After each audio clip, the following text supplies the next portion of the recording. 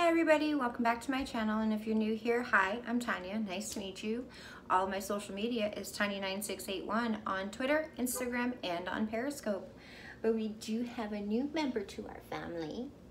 I'd like to introduce you all to Finn. He is my baby.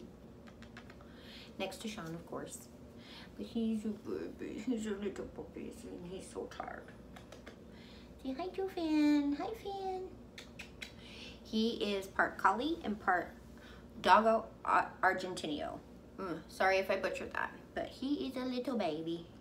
The woman said he was 7 weeks, and I really don't think so. So anyway, I'm gonna sit on my lap while he takes a nap, and I'm gonna try to film this for the 8th time. I'm getting really irritated. So anyway, I'm gonna talk about Younique and my experiences with Younique today.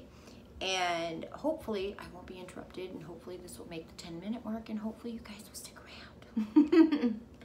Anyway, let's get into it. So today it was brought to my attention, oh God, I don't know, maybe a couple weeks ago, that people are coming out in droves again about Younique and how shady they are and what a piece of shit company they are. And I was like, bing, idea time. So I worked for Younique for maybe 6 months, if that. And I don't even want to say, yeah, I'll say work for, because I didn't make any money from them. Absolutely none. And I had uplines steal team members from me, but that will be coming in a second. So I started because it was geared towards, and they straight out targeted single women with children, or women with children in general who wanted to stay home and be with their kids and earn money.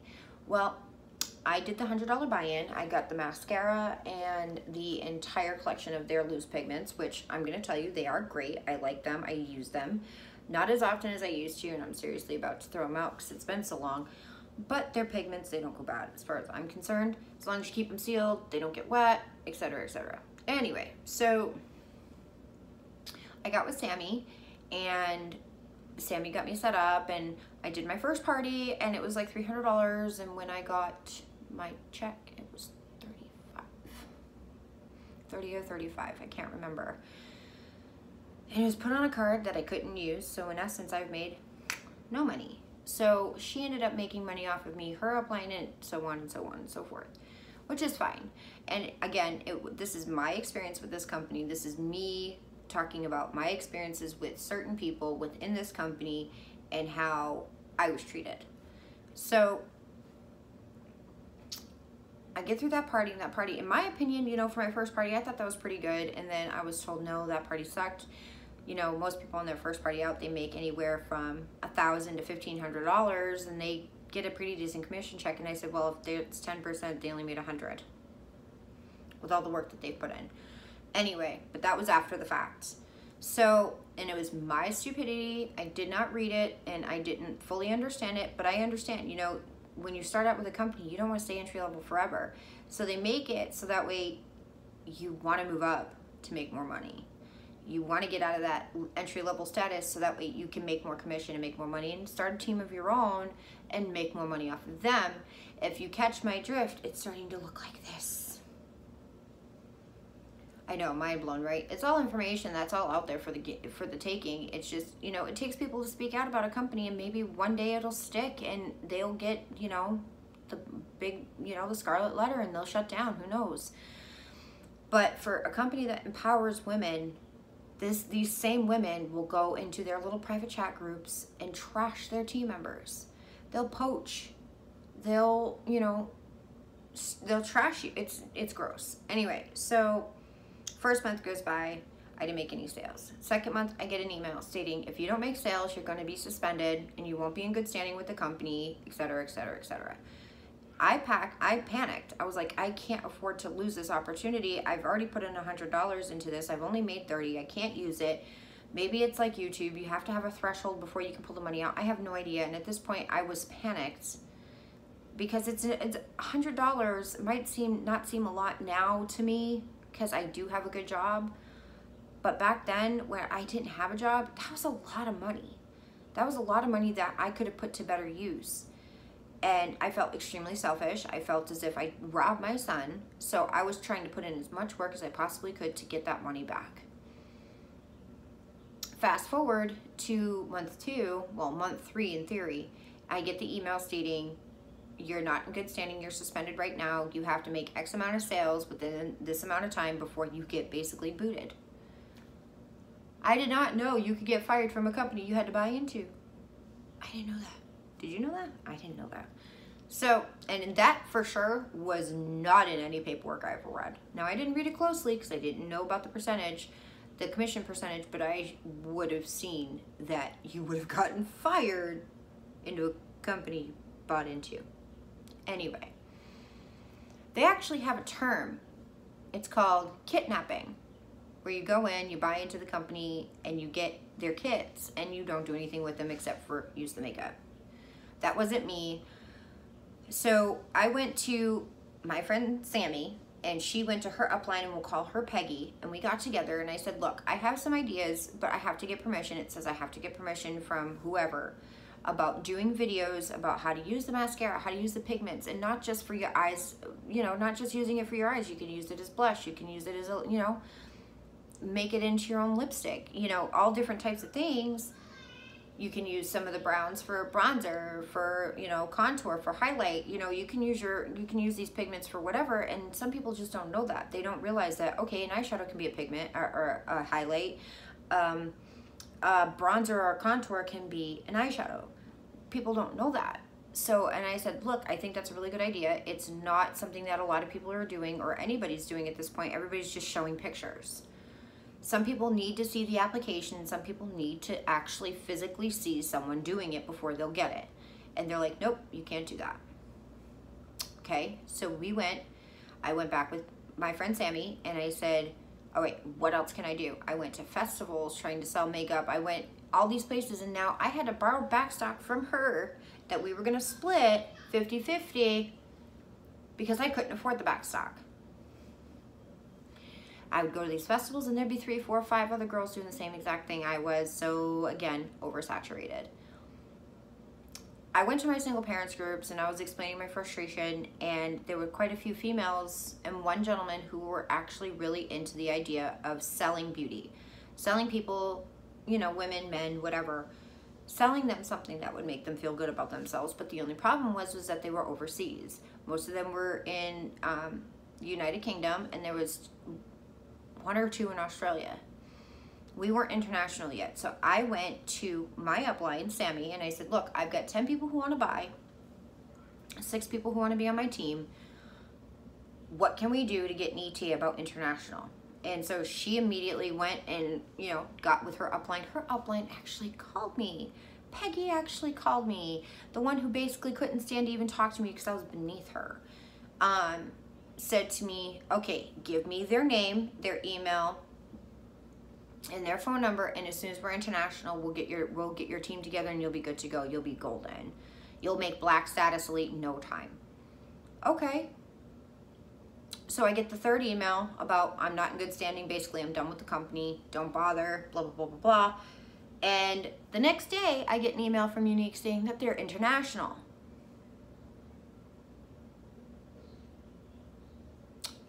I called Sammy, and Sammy says, oh no, those people are on Peggy's team.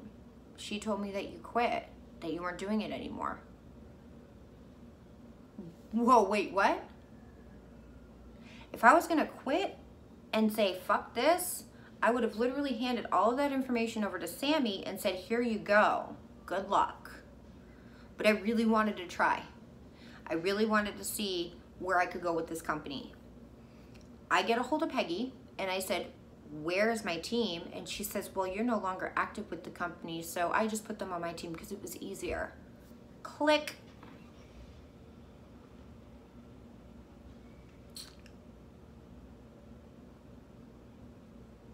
That's not the worst part.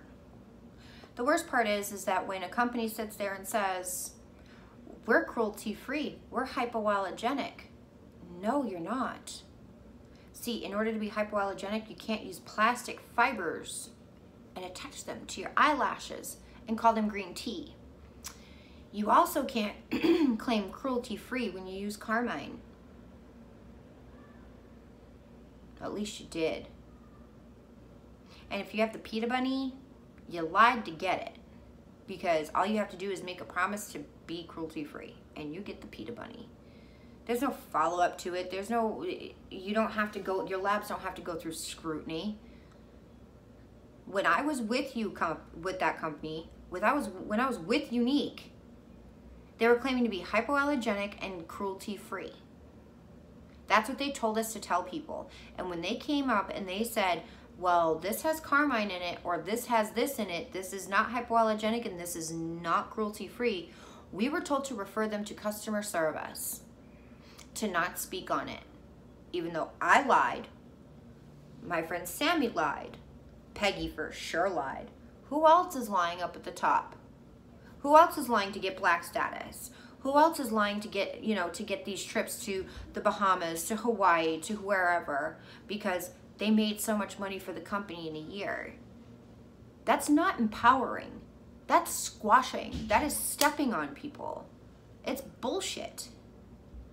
So when I went to the company and said, hey, this status level presenter, this upline person poached my team because I was having a hard time selling in my area because I wasn't working hard enough. She poached the new team that would have been international and would have made me thousands of dollars. But that's okay. Do you know what I got for a response? Come and talk to us when you have a lawyer. Prove it. Basically is what it was. If I still had those emails, oh my God, they'd be blasted all over Twitter. I didn't even think of it at the time. I was so incredibly hurt that someone who my friend said was a good person that would help me lied and poached from me. Nah.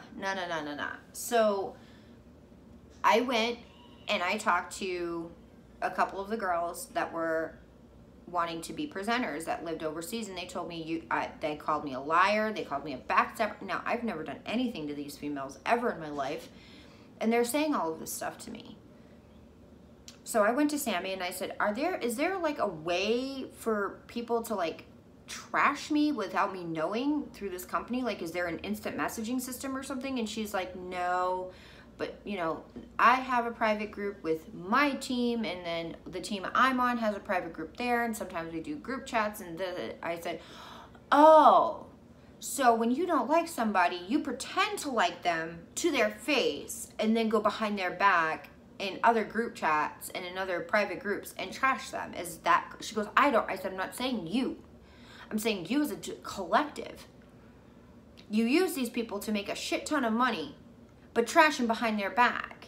And then when they actually do have a really good idea, which I did with the videos, because within 3 months of me not being active, there were live streams of people using Younique this and Younique that and that's funny.